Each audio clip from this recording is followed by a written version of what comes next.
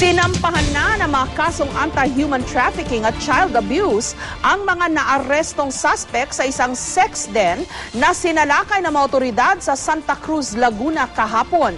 Ilan sa mga nahuling suspect nagpositibo di umano sa ipinagbabawal na gamot. 6 na menor de edad na lalaki ang nailigtas mula sa police operation.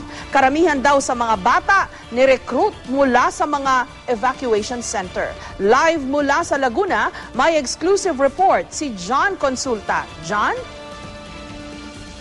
Jessica, nagpositibo nga sa droga ang ilan sa mga suspect na naaresto sa sinalakay ng sex den sa Santa Cruz, Laguna.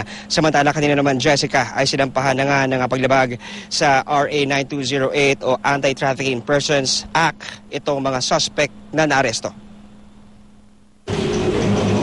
Positibo sa droga ang ilan sa mga nahuli sa sinalakay na sex den sa Santa Cruz, Laguna base sa resulta ng eksaminasyon ng Laguna Police Crime Laboratory. Kaya posibleng na-expose rin daw sa droga ang mga batang nire-recruit sa evacuation centers na dinadala sa sex den. Aggravating po talaga yon kung gumagawa na sila ng trafficking in person and at the same time they violate the Republic Act 9165, Dangerous Drug Act. Kanina, binalikan ng mga otoridad ang sex den. Pagpasok pa lang, tumambad na ang mahigit 50 bote ng alak sa sala, sangkaterbang kondom at lubricant sa mga kwarto. May nakita ring listahan ng mga tao at cellphone number, kaya aalamin daw kung naging parokyano o may kaugnayan sa sex den ang mga ito. Matagal na raw naputulan ng supply ng kuryente ang bahay, pero nakitap umano sa mga kapitbahay. Ayon sa source ng Laguna Police, sa sala pinapaupo at pinapainom ng alak ang mga minor de edad bago panoorin ng madalaswang DVD. Lumalabas na sila ay inimbitahan na sinasabi na meron daw may birthday at inimbitahan sila ng mga suspect at karoon na kung ano yung ay iba pala ang nangyayari sa loob ng bahay. Karamihan sa mga bata ni-recruit sa 4 na evacuation centers sa Santa Cruz, Laguna na naapektuhan ng baha. Kaya naman ang mga magulang dito naghihigpit na raw sa pagbantay sa mga anak. Kailangan pong higpitan. Nag-aaral po yan. Pagkagaling po ba ng eskwela? Hatid sundo po. Hatid sundo.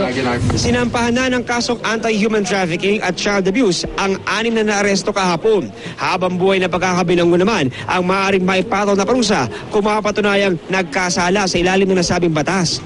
Mariin pa rin itinatanggi ng mga suspect ang mga parata. Inosente po talaga ako. 100% inosente po talaga ako. Paglalabo ko pa rin kayo kasi ayoko pumakulong. Ang may-ari naman ng sex den na si alias Jenny, iginit na wala silang pinilit na minor de edad at kusang loob daw na nagpuntamang ito sa kanyang bahay. Niregalo niya sa akin yung bata na yun. Wala talagang pinilit. Kaya nung nabasa ko yung report, ako, ano ba to? Oh my God. Ano ba tong klaseng report nila? Sa ngayon, Jessica, patuloy pa rin itong ginagawang follow-up operation ng Laguna Police para nga maaresto ang iba pa mga pinaniniwalaan nilang sangkot dito sa nag-operate na sex den sa Laguna. Jessica. Nakakabahala itong report na ito, John, kasi sa mga evacuation center di umano ni-recruit itong mga bata na napunta sa sex den.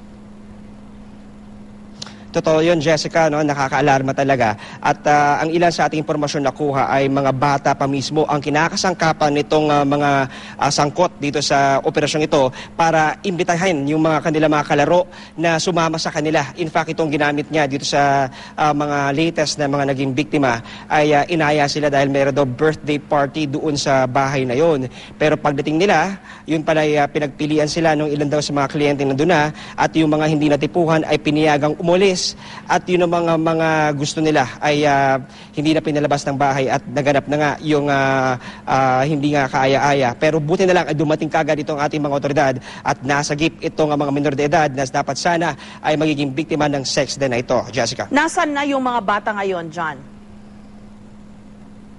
Sa ngayon, Jessica, ay nasa pangangalaga ngayon ng MSWD ng Santa Cruz at sa ngayon ay sumasailalim na raw sa counseling at psychotherapy. At yung nakuha ng impormasyon ay sinabi ng mga psychologists dito sa Santa Cruz na hindi biro-biro yung pinagdaanan ng mga bata, kung kaya't kinakailangan na mahabang panahon ng counseling para nga makabangon mula doon sa trauma na kanilang sinapit mula nga dito sa mga operators ng sex den na ito, Jessica. Okay, sana magsilbing leksyon ito sa mga magulang, lalo na sa mga evacuation center, no?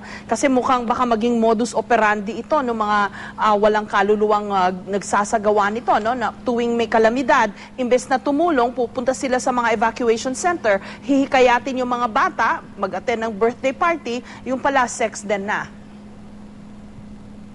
Tama ka doon, Jessica. Sa ngayon talaga ay umiikot na itong mga tauhan ng Provincial Police ng Laguna sa iba't ibang mga evacuation centers. Kasi, Jessica, I think it's worth noting na hindi lang dito sa Santa Cruz na merong evacuation center, no? Meron din sa ilang lugar dito sa Biñan, Laguna at maging dito sa may bahagi ng San Pedro, dahil hanggang sa ngayon ay lubog pa rin sa baha itong kanilang mga bahay dahil hindi pa rin susubside itong mataas na tubig, level na tubig ng Laguna de Bay, kung kaya't pinangangambahan na maaaring may mga ibang tao na sinasamantala yung pagiging vulnerable ng mga bata dito, kung kaya't patuloy daw ang kanilang panawagan ng Laguna Police na paigtingin na pagbabantay lalo na ng mga magulang sa kanilang mga anak. Jessica. Maraming salamat, John Consulta.